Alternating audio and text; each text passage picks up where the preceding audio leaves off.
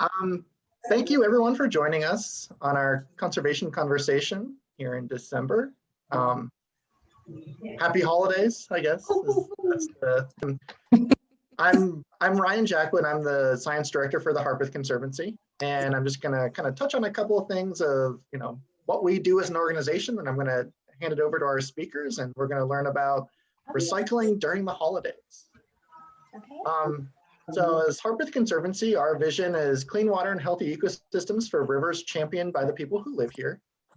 And we work generally in four kind of priority action areas. We have our clean water protection program, which is largely a policy and kind of legislative side of our organization.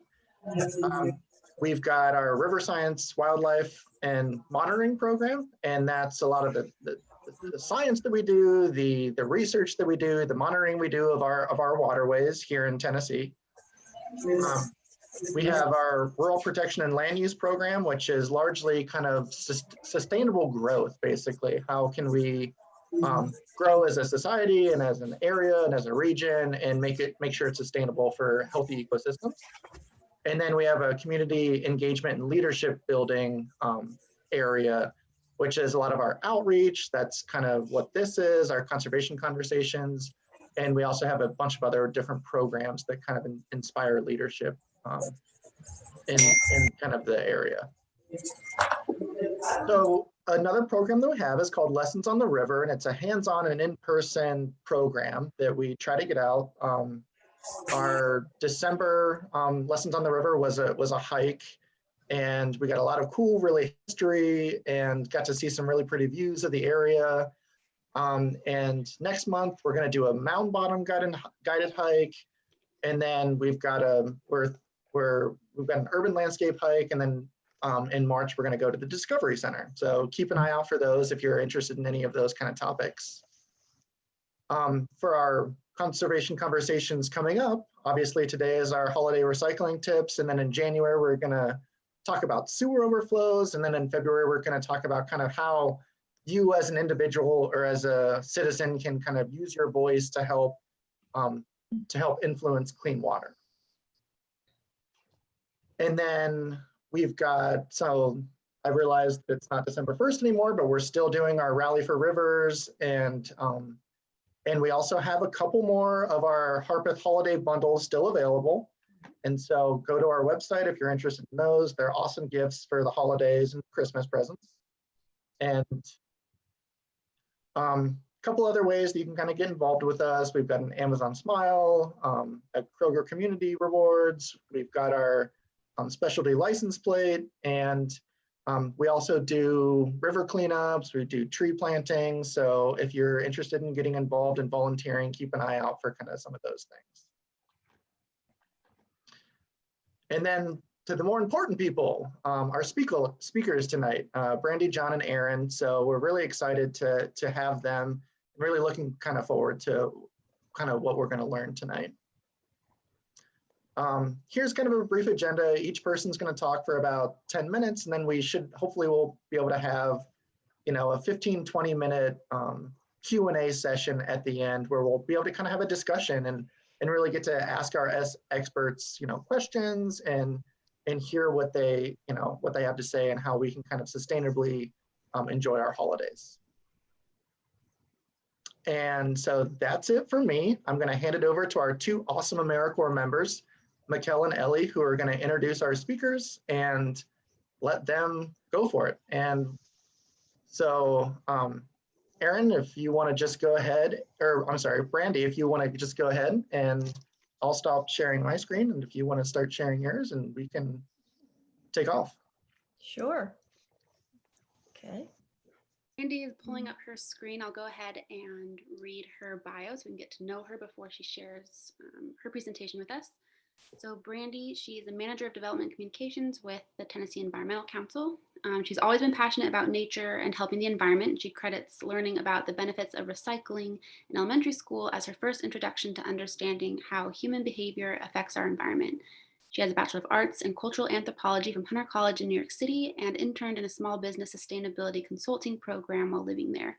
She also worked for Green Mountain Energy, helping small businesses in New York City support clean energy through their electricity bills. Upon arriving in Tennessee, she began working at Lightwave Solar based in Nashville as a marketing assistant and grant writer, helping farmers and small businesses receive grants for solar systems. She has been with the council for almost 3 years in the development and communications role. So without further ado, we'll turn the time over to Brandi. Thank you, Mikkel. And just to confirm, are you seeing my screen? Yes. Okay, great. Yes. Okay. So as Mikkel mentioned, my name is Brandi Prewitt, and I'm going to give you a few holiday recycling tips. And I just want to thank Harpeth Conservancy for inviting me before I move forward.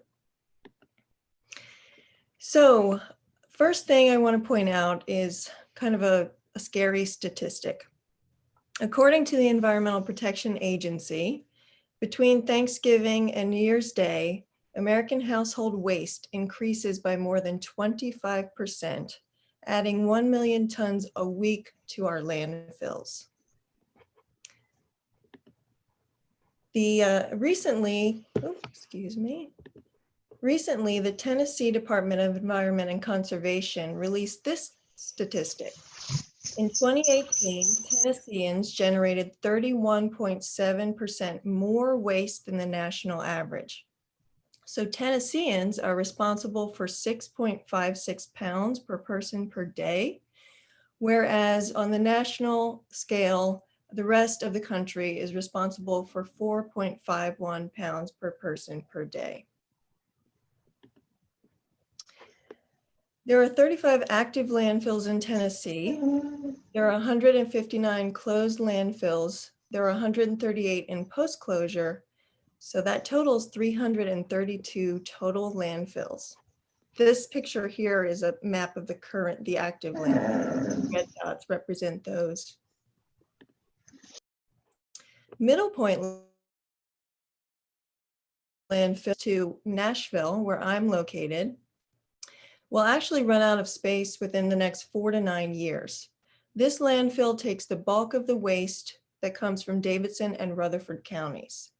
And once that landfill is full, it's pretty likely that that waste will then have to be shipped out of state to Kentucky or Ohio or another state, which will obviously create more emissions shipping the waste even further, and it will cost more, and that cost will then be passed on to the taxpayers.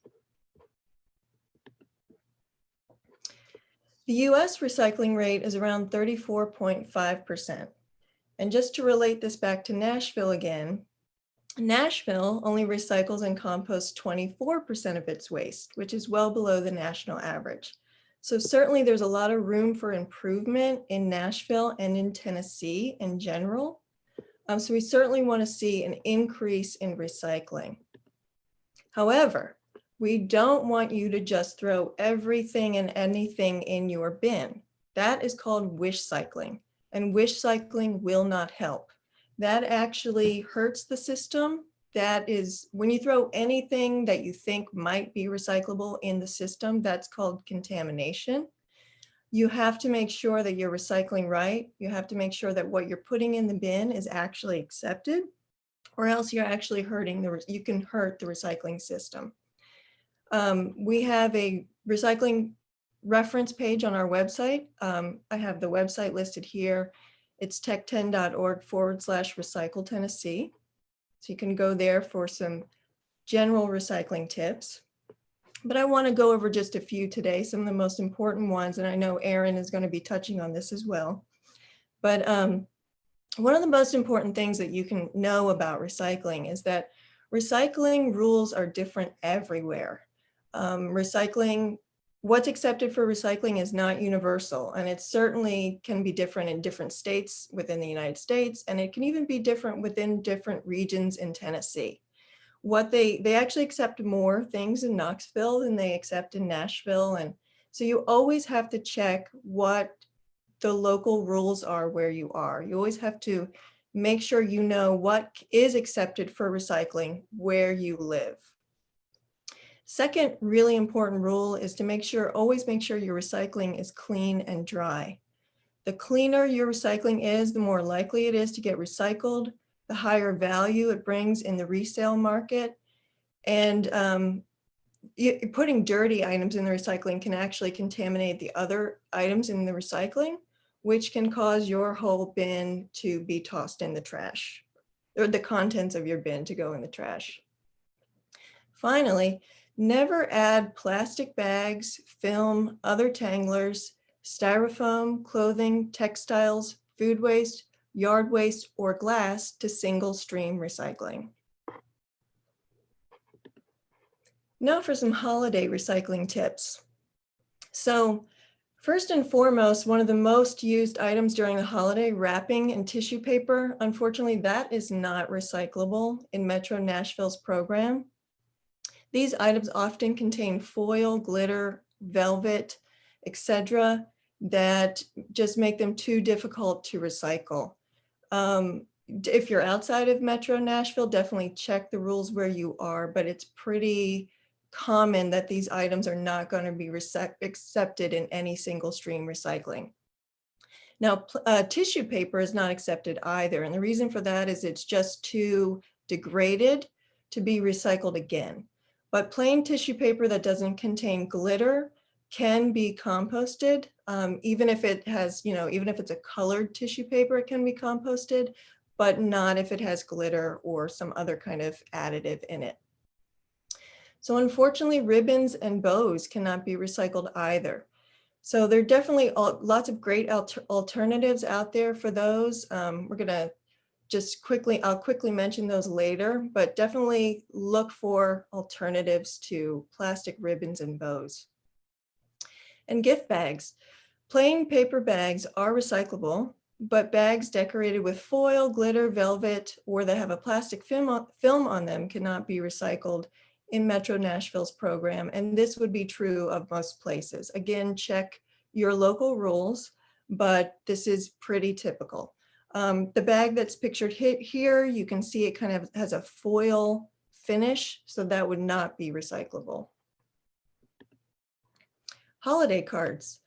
Again, plain paper is good. It can be recycled, but nothing that contains foil, glitter, velvet, or sometimes you see them, they even have plastic or stickers on them.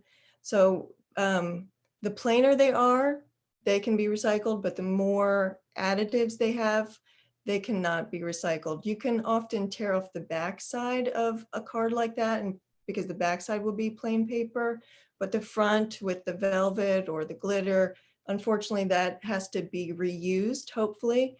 And if you can't reuse it, unfortunately, it goes in the trash. Plastic or artificial trees are not recyclable. Please try to donate them or repurpose them as other decorations if you have one that you're no longer using. And Christmas lights aren't recyclable either. These are actually considered a tangler because if they go into the recycling, if they're picked up and they go into the MRF, they can get tangled around the equipment at the recycling sorting center. So they're very bad to put in your bin. So if you have those, consider trying to repair them, donate them, or repurpose them into something else. So now we'll talk about holiday dining. So often, probably not this year, hopefully not this year, but typically we have a lot of people at our house during the holidays eating, or we go to others' homes. And often people use single-use dining ware because they either don't have enough dishes or they don't want to do the dishes. So unfortunately, plastic utensils are not recyclable in any municipal system in the United States. So definitely look for alternatives to those. If you are having people over and you don't have enough flatware, consider going to a thrift store and buying, some used flatware instead of getting plastic. Plastic cups are not recyclable in Metro Nashville system either. If you live outside of Nashville, I know they take them in Knoxville, for example. So definitely check where you live. But don't put compostable plastic cups in the recycling either. They are a contaminant. Aluminum foil and foil pans, they are not recyclable in Metro Nashville system either. Again, check your local area if you live outside of Nashville. And finally, make sure to compost your food scraps. We have a great interactive composting program. If you haven't checked it out yet, if you're not a member, please go to our website and sign up. We have lots of educational references there. And we want everybody to join, whether you don't even know what composting is, or if you've been composting your whole life. We'd love to have you join our program. And this is my last slide. Just other ways to reduce and use less, because really the best thing we can do for our waterways and our air, and I know that's important to Harpeth Conservancy, is to use less. Choose Energy Star LED outdoor holiday lights. They use 1/50th of the electricity of conventional lights and last 20 to 30 years. Gift experiences instead of items. Reuse materials and packaging. Turn paper food bags, old magazines, or newspapers into wrapping paper. Save and reuse your boxes. And by the way, the food bags, the magazines, and the newspapers can be recycled after you reuse them as wrapping paper. Choose decorations made of natural materials. Instead of the plastic bows and ribbons, opt for twine, leaves, dried flowers, fruit peels. I've seen a lot, that's becoming very popular this year, using fruit peels as decoration and leaves, and it looks really pretty, and it's obviously much better for the environment. Consider gifting a tree planted in Tennessee through our website. That's a great gift. It certainly improves water quality, improves air quality, and people really enjoy that present. And finally, to find ways to reduce your waste all year long, check out our Zero Waste page, tech10.org, Zero Waste. And that concludes my presentation.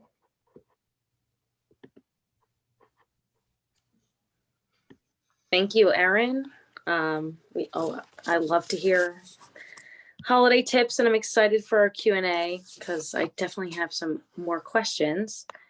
I'm going to now be introducing John McFadden. If John, you would like to take this time to share your screen. Okay.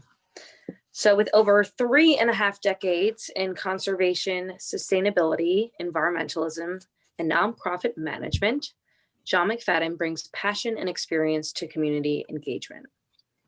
John McFadden has led municipalities, organizations, and individuals in forest restoration and environmental education. Connecting with everyone from governors to garden clubs, he has raised over $4 million towards conservation efforts. In addition to leading thousands of volunteers in stream restoration and reforestation, planting over 700,000 trees. His work has earned 4 Governor's Environmental Stewardship Awards, a Friend of Forestry Award, and the Tennessee River Basin Network Science and Management Award. So we are very excited to have John join us today. And with that, I'll pass the mic to you. All right. Can you hear me? Yes. Okay, good. I couldn't remember if I'd cut my microphone on or not. Well, I'm going to talk a little bit about water and waste and where they intersect. And I really appreciate being invited to speak tonight by the Harpeth Conservancy. And when I talk about water, I always like to talk about the value water has to our communities, our societies. But, you know, we know not just water, but all of our natural resources are the backbone of our communities, our economy, and our quality of life. Nothing happens without natural resource consumption. And what we've seen in the past is exploitation is what's happened, and sustainability is all about not exploiting it, using it in a way that it is sustained over time for us as well as future generations. These are some mussels that we collected years ago over in the Duck River. The Duck's one of the most biologically diverse river systems in the world, with about 54 or 55, depends on who you talk to, different species of mussels, 151 different species of fish, and 20 plus or minus species of snail. Can you say escargot? Yeah, I got to throw a little biology humor in there for you. But, you know, as a biologist, I talk about biodiversity all the time, and we don't often talk about why it's important, but it's really important in our food production. It's important in our commerce. It's important in medicines. It's important in recreation. It's so many different areas of our lives. So I want to sort of transition now and talk a little bit about waste and waste generation. This slide just kind of shows the process that, I don't know if I've got a pointer. Can you see my clicker? Oh, I went the wrong way. That's not good. I'm going the wrong, oh, wait, here we go. Technology. So this is just the process of production in our society. Materials extraction, mining, produces waste. All these arrows are waste. Manufacturing, distribution, usage. I'm going to jump on this. Brandi's already touched on it. Talk about how you can really have an impact on the waste that's generated and keeping it out of our waterways. And then end of life management. And what I like to tell people is that historically, most everything goes to the landfill. In fact, I think most everything's still going to the landfill. A majority of materials are being wasted. But if we can take this era and drive it back into the materials, the raw materials, then not only have we saved the forest or protected and conserved the forest, but we've also driven the economy, because those raw materials have value. And as Brandi pointed out, you absolutely want to keep those materials clean. So contamination is a critical issue. You wouldn't want to have Cheerios in your cornflakes, would you? No, of course not. That'd be terrible. So taking the big picture, you got all the oceans there, and here's, of course, North America and the Atlantic. Well, you know, each one of the oceans have little garbage islands in them. And those are all the plastics that are coming from and other ways out of, you know, it's coming down the Harpeth to the Cumberland, to the Tennessee, to the Ohio, to the Mississippi, to the Gulf, and on out to the oceans. There's currents in the oceans, and those currents are taking and collecting that trash. You can kind of see from this one, this would be the Pacific. Here's North America, California there, but the Pacific, there's a eddy current there, and you have them in all the major parts of the ocean, but those eddy currents are trapping that material and forming those islands of trash, if you will, out in the middle. I don't know if any of you guys are old enough or not, but Islip, New York, produced a bunch of garbage. They put it on a barge and thought they could send it south down the Atlantic coast to some southern state to dump it. Well, it didn't make it down south, or it made it down south, but nobody would take it. And so it ended up having to go back up to New York. Google it sometime, the garbage barge. People don't want other people's waste as a general rule. I had to also kind of broaden out that, you know, we think about waste as solid waste, what goes in the trash can, what's going in the landfill, the recycle bin. But, you know, in food production, there's a lot of waste. This shows the Mississippi River Basin, and there's the Tennessee River Basin, which flows into the Ohio and then the Mississippi.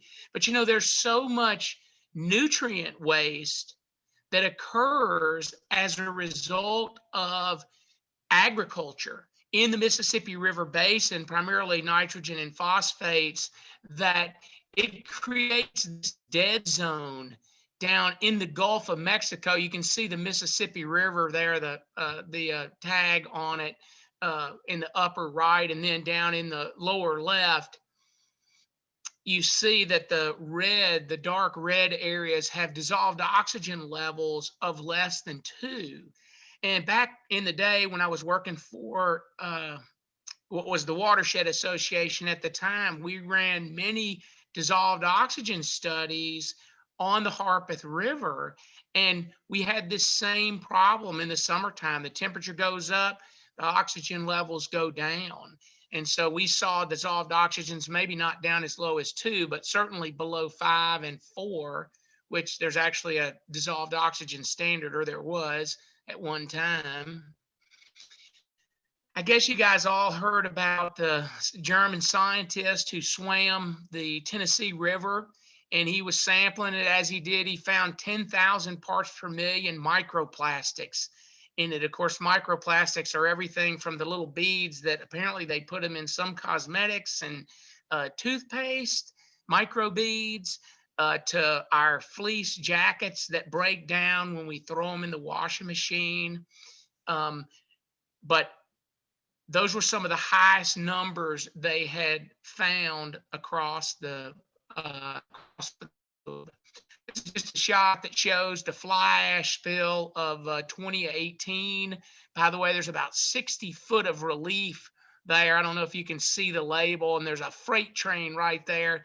This fly ash is what had been generated by TVA since 1955, and it was landfilled in this open pit, if you will. I don't know if that's Jane texting.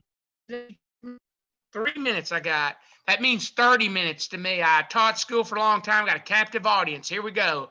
So it just shows some of the personal tragedy of the coal ash spill. I show you this slide. This is kind of the makeup. Brandi mentioned we're producing about 6 pounds per person. This is what that waste is made up of. And if you look at that real carefully, you can see that there's about 30% paper, 8% yard trimmings, and 15% food scraps. That's, let's see, 30, 45, about 55% of the waste stream that's highly, highly recyclable. You can deal with that right now by having a compost pile in your backyard and recycling your paper. Metals down there, plastics, it's down there. Plastics are hard. Right now, it's just 1s and 2s for the most part. I'm in Wilson County, so that's what's going on here. But the main point is you can really deal with close to half of this problem right there at your house just by recycling your paper, cardboard, those types of products, and your yard waste and food waste. Over here in Wilson County, we use creeks, we use streams, we use sinkholes as landfills, and we see a lot of material that goes in to these sinkholes. We have a lot of karst topography here in Middle Tennessee, and a lot of times streams don't show up on the surface, but they're underground, and the sinkholes drain to them. So it's getting down there. Or waste is getting into our waterways. I wanted to point out this one statistic, and this is from 2013, but Tennessee was landfilling $180 million worth of recyclable materials. $180 million. I'm sure it's higher than that now because there's a lot more people here. Some of the cost of throwing materials in a landfill, property values around landfills suffer. There's many environmental hazards. There's human health hazards associated with landfilling.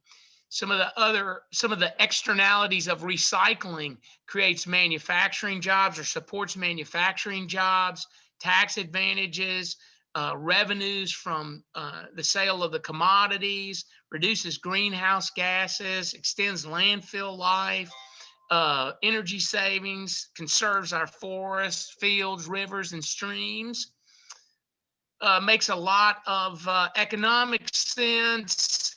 In Middle Tennessee, there's about 145,000 tons of material available. For every 145,000 tons, there's about $10 million worth of economic opportunity associated with that. And that's some of the benefits. I will just point out in North Carolina, they got about 15,000 private sector recycling related jobs. We could have those here in Tennessee. And then some potential benefits for Davidson County. the total value there, $331 million associated with potentially associated with recycling programs. And then I'm just going to pitch it one more time. Brandi already talked about it. You can find out all the information about the compost. That means like post it on Facebook, right? Yeah, post it on Facebook, your compost with us. It's actually, they've had a huge impact. I don't know how many tons they've composted so far, but it's quite a few. Brandi, you can answer that maybe after the next presentation. And then the Recycle Right Nashville and the Recycle Right Tennessee project are great projects trying to get people recycling. We want to close this gap. Ultimately, we want to close that gap. So the gap between the end of life and materials extraction. So thank you very much. Recycling makes dollars and cents, saves energy, reduces pollution, decreases mismanagement, water pollution. Jane is wearing me out over here. I knew she was going to do that. She's persistent. She is persistent. She's been bugging me my whole career. All right. John, you helped me with my career. The least I could do is help you in return. Yeah, right. All right. Thank you, John, for that, and really highlighting how our recycling and proper waste disposal can help our communities and our river ecosystems, and tying in that water component, which is the mission of Harpeth Conservancy. And we'll talk more about this after our final presentation, who we're excited to have. Erin, you can go ahead and start sharing your screen as I read your bio. So Erin Boddy is a program manager with Turnip Green. Doing community engagement work is what excites and empowers Erin the most. She seeks to create a safer and more equitable space for all who call Nashville home. She enjoys yoga, spending time outdoors and baking. Creative in all things she does, she's often known by friends for saying, "We could probably find a way to make that." And the time is yours. Awesome. Thanks so much. I first just want to thank Harpeth Conservancy for having Turnip Green on this panel. We're really excited to be here and share a little bit more about what we do and how we can contribute to a more sustainable community. So thank you for that. And then also thank you, John and Brandi, for kicking off this discussion. And I'm going to piggyback on some of those things and hopefully bring some new information to the table. So just a little bit about Turnip Green to start off. So Turnip Green, our mission is to foster creativity and sustainability through reuse.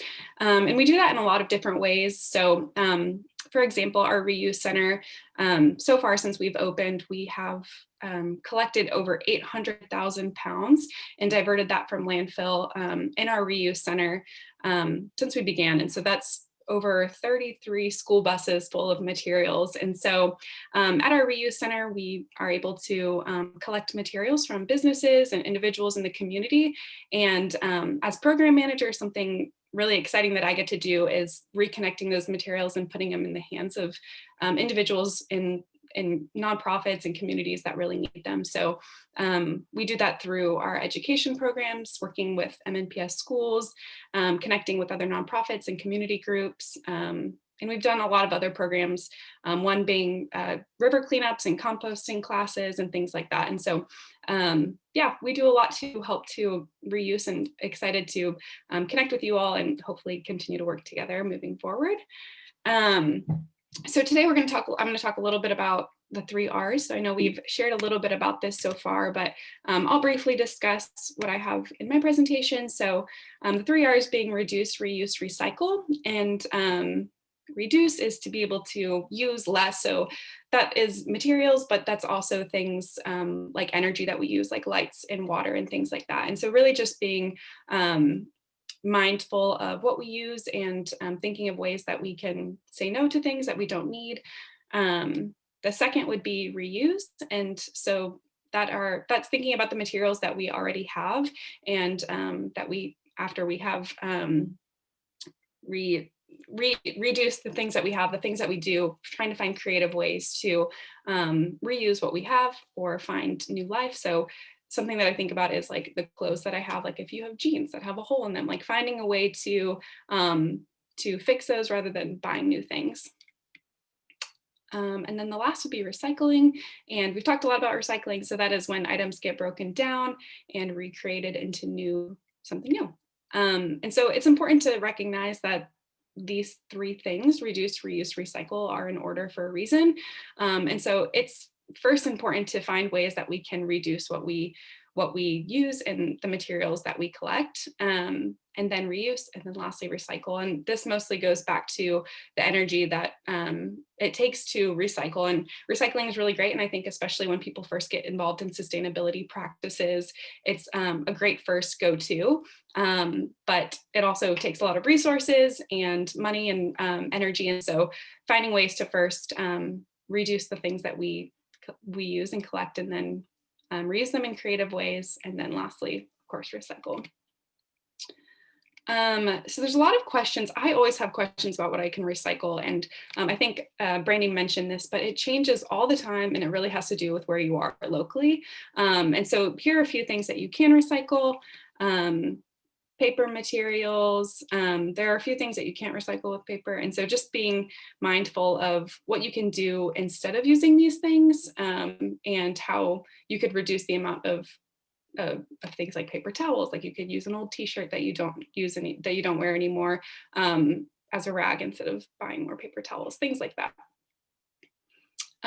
Cardboard, just making sure you break them down. And also I found out that they don't collect wet. You can't recycle wet cardboard. So just making sure that it's dry. Sometimes I put it outside and like, oh, I'm going to recycle this in a few days, and then it rains. But just being mindful of things like that, because it can clog the system and create more energy, use more energy.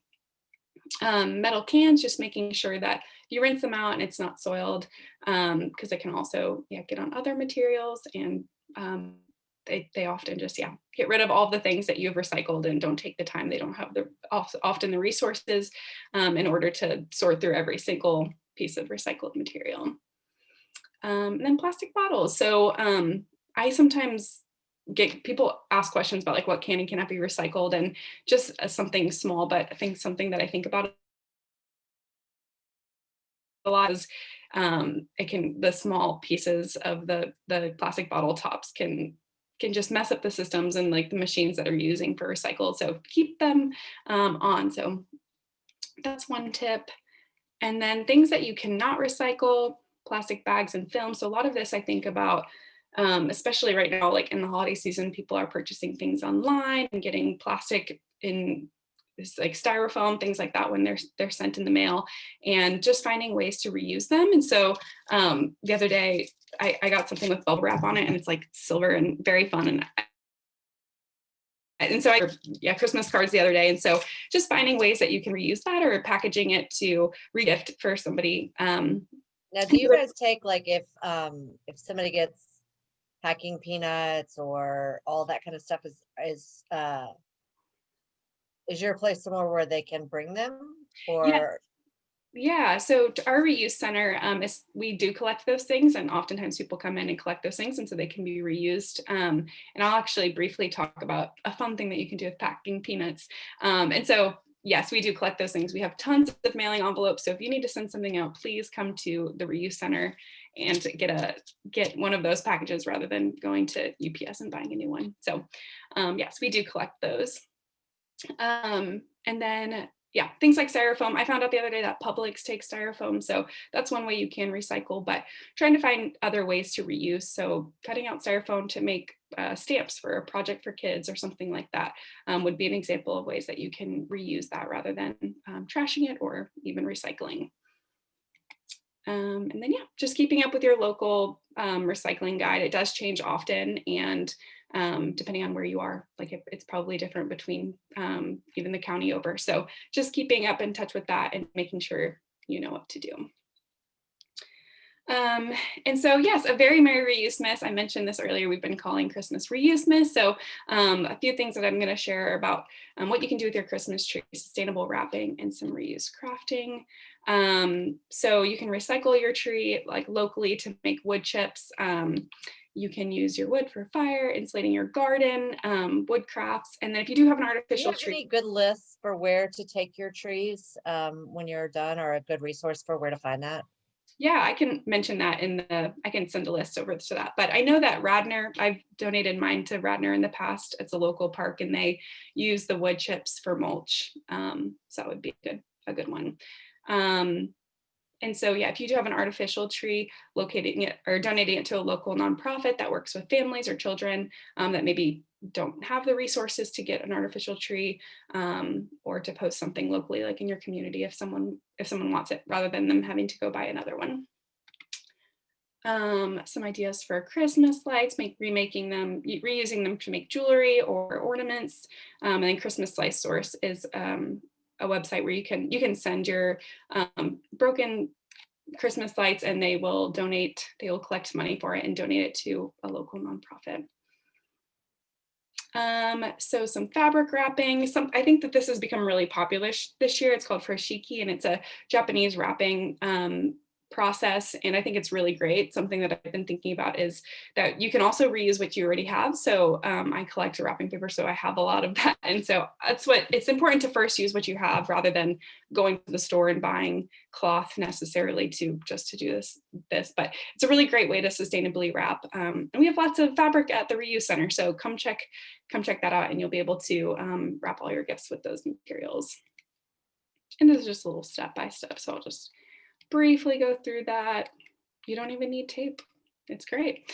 And then some reuse crafting. And so we have a great YouTube page that has a lot of different videos of ways that you can reuse things like wine corks to make a Christmas tree. And the packing peanuts is at the bottom. This is a screenshot of our YouTube page, but you can make a little snowman garland and things like that. Where you can reuse the materials rather than just throwing them away, because when you get a package in the mail, it comes with millions of packing peanuts. So just trying to be creative in that way. And we also have a Pinterest page that has a lot of holiday ideas, but also we have tons of boards, like every holiday you can imagine, and also just unique ways that we can reuse and be creative and create new things out of materials that we already have. And right now we're doing something special called the 12 Days of Reuseness on our Instagram page. So every day we've been posting ways that you can reuse during this holiday season. And a lot of that is with crafting or with materials, hands-on materials. So check us out there. And lastly, I just want to say thank you again for having Turnip Green.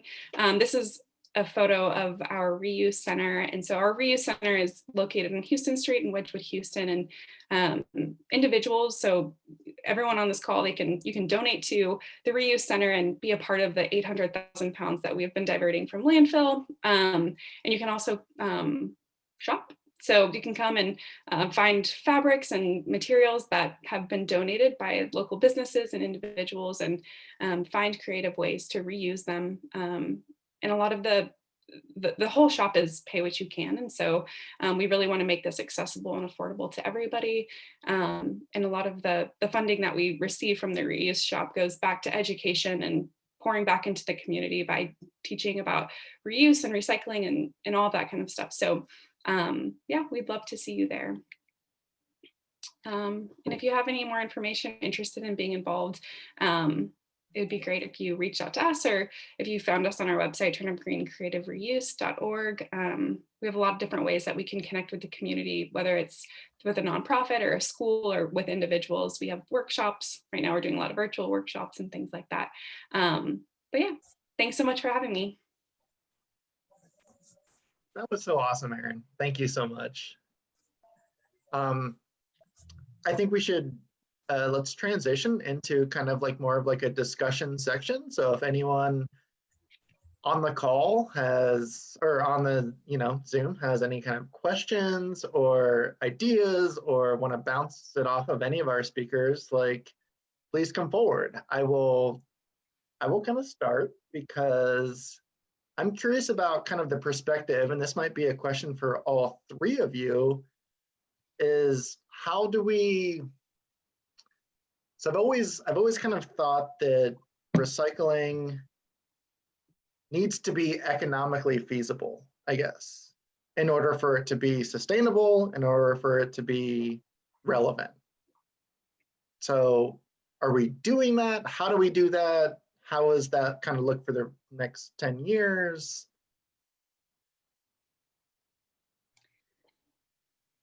Ryan, I know it's a hard. I'm giving you a hard one no, first. you know what? I'm giving you a hard one first. So I was on the solid waste task force years ago, and I participated with a group that were all about advancing. It was an industry group that was all about trying to advance, recycling in Tennessee, because they were interested in that $180 million worth sure. of raw materials that are going in the landfill.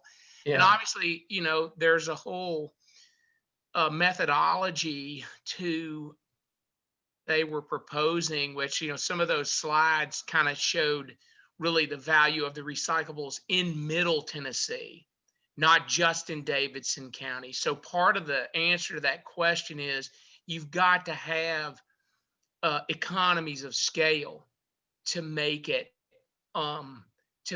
cost effective. And then the other thing that you have to do is you cannot continue to subsidize the landfilling industry, which is really the killer. If we really paid the cost to landfill, to close the landfill and monitor it for the next 30 years and then clean it up, then we would have we'd have a much different picture. We'd all be recycling. And Brandi showed that picture, or the state with all the active landfills. And there's some 300, 320, whatever Brandi had said. But every one of those landfills, it's either leaking now or it's going to be leaking. Yeah, for sure. They are all going to contaminate groundwater. And that's those are all in rural areas. That's people's drinking water supply. That's going to have to get, it's in post-closure. It's in monitoring. They have different. So the bottom line is that we got to do they called it the hub and spoke. That is collect, economies of scale. And then we got to quit subsidizing the cheap landfilling of materials. Yeah, no, I agree. Erin, Brandi, do you guys have any kind of thoughts about that? Yeah, something that I thought about is just getting the decision makers in our communities on board with, reuse, recycle, and really investing in those things when it comes to money and time. And I think that for me, I think what makes the most sense is getting your community involved. And so working with this is great, working with other nonprofits to gain some power in order to create those, create a really meaningful reason for people in our community to jump on board, those that have a little bit more power to make decisions of where our money and resources go, like in Davidson County, for example, and being able to show, I think John did a great job of showing things that I don't really know a ton about. And so it's great that we can work together in what we're experts in and show the whole picture of why it's important that we invest more in recycling and in our environment. Absolutely. And I think both of you guys have done a great job, or both of you, all three of you guys have done a great job of showing why individual action matters. So why everybody on the call can make an impact, change your behavior, make a difference in how you reduce or reuse. And then John, what your comments, just why Harpeth Conservancy is putting this on, you did a great job of saying, everything that's in the landfill is going to go into your groundwater, which is going to go into your rivers, which is going to go into your oceans. So I encourage you guys, as you're on here, to also use the chat feature. If you have a question, please jump on there or jump in with any other questions for our great panelists. Oh yeah, this has been awesome. I would like to ask a question. First, thank you to all of our speakers. And I can personally say that I have found some creative ways using Turnip Green's materials. I really like to collage, and they have many magazines, so I can make cards, wrapping paper, etc. I have a question for John. You were talking about the strong rapid currents in our oceans that are collecting trash. besides trying to make our world use less, recycle more, what is being done to mitigate the negative effects of those islands? Well, that's a good question, and I'm certainly no expert on, there's things that are going on out there that they're trying to collect that stuff. There's things that are going on around that. But we got to stop it at the source. We got to stop it at the source. So this is what's going on right here, right now. Unfortunately, there's no silver bullet. I wish there was, because I'd get it and bite it if I could. But yeah, there is no silver bullet. But this is a lot about politics. I mean, this is a lot about politics. The reason why those landfills are so cheap is because of politics. Good old boy Tennessee politics. I've been living here all my life, and I've seen it. I saw it when I was working at the Harpeth. I saw it when I was running the council, and I'm seeing it today. We've got to get our political game in play in a much, much different way. And we've got to give up this idea. And I held on to it for a long time. I'm not saying, the facts are always on our side, but the facts don't win these battles. They just don't win these battles. They're important. Science is important. But I mean, as we've seen over the last 4 years, it ain't about the facts, man. Well, are there any grassroots efforts, to bring this more to light? I know there's the recycling campaigns and everything, but there's a Plastic Free Tennessee organization that's going on, and so I know that's going on. And I know, what the council's doing now with their trying to get the recycling, at the grassroots level, that's what they're doing. I just showed you that slide. You got 55% of it right now in your back pocket. Are you using it? And the reality is, you really can't recycle glass now. It's kind of a debacle out there. The plastics are a debacle because of China. But let's face it, plastics are a fossil fuel byproduct.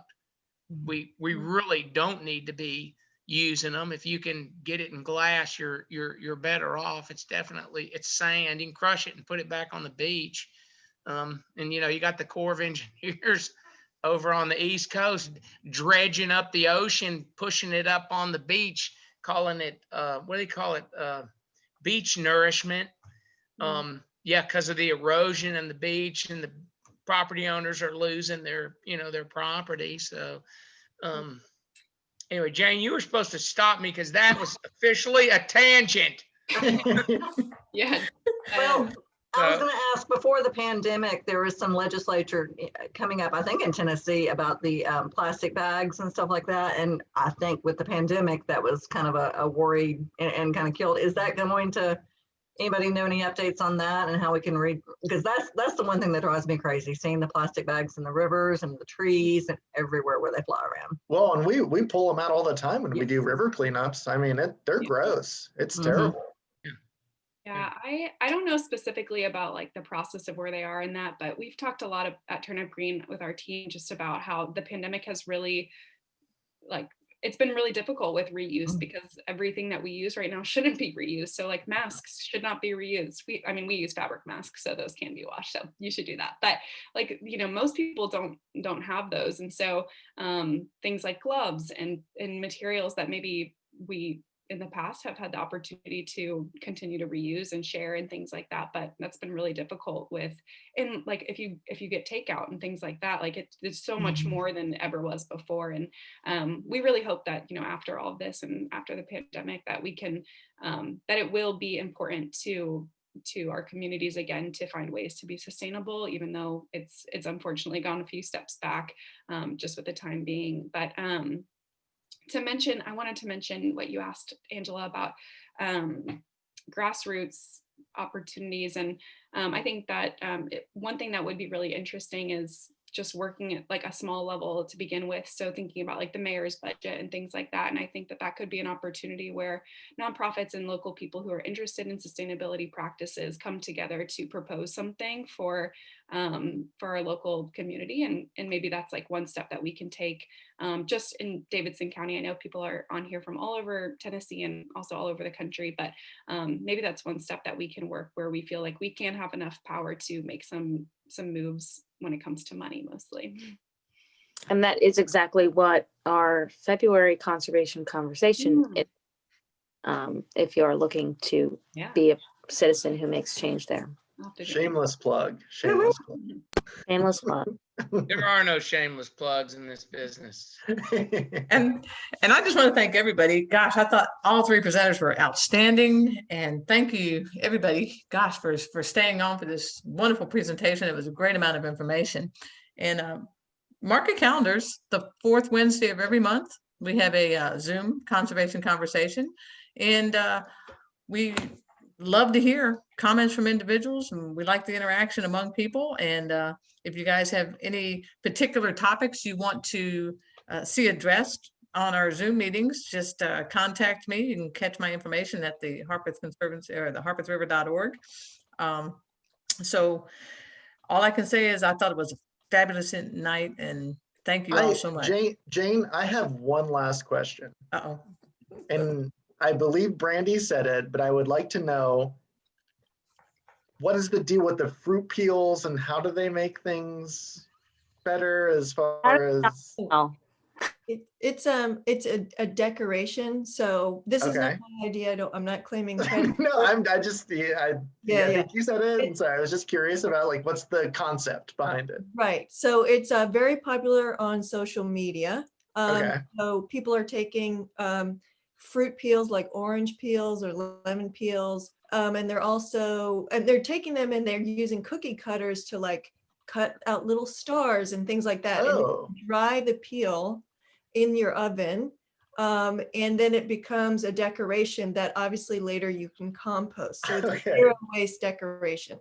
But people are also they're also slicing oranges and drying those. I think you can just let them air dry, or it's probably better to do it in the oven. But you can dry them that way and then string them up as like, you can use them on the tree to decorate the tree. Okay. They're decorations. And then when you're done with them, you can compost them. So it's zero waste decoration, because obviously you've eaten the orange or the lemon prior to that. So yeah, hopefully. Hopefully. The original, interesting. The original was like popcorn, and string the popcorn and then put it on outside and the birds can eat it for you. Gotcha. Oh, that's too funny. Any other last minute questions? We will be emailing out a survey if you'll complete that for us, and I'll try to include all of our presenters' emails. So if you had a question that you're just too embarrassed to speak up, or the dog's being loud, you can do that privately. But we appreciate everyone coming on, and hopefully you have learned something, and let us know what you'd like to talk about next time. Thank you so much for having me. Yeah. Oh, thank you so much, guys. This was awesome. Yeah, thanks for having us. Super great. Thank you, guys. All right. Thanks, everyone. Thanks, and happy holidays. Ho, ho, ho. Good night.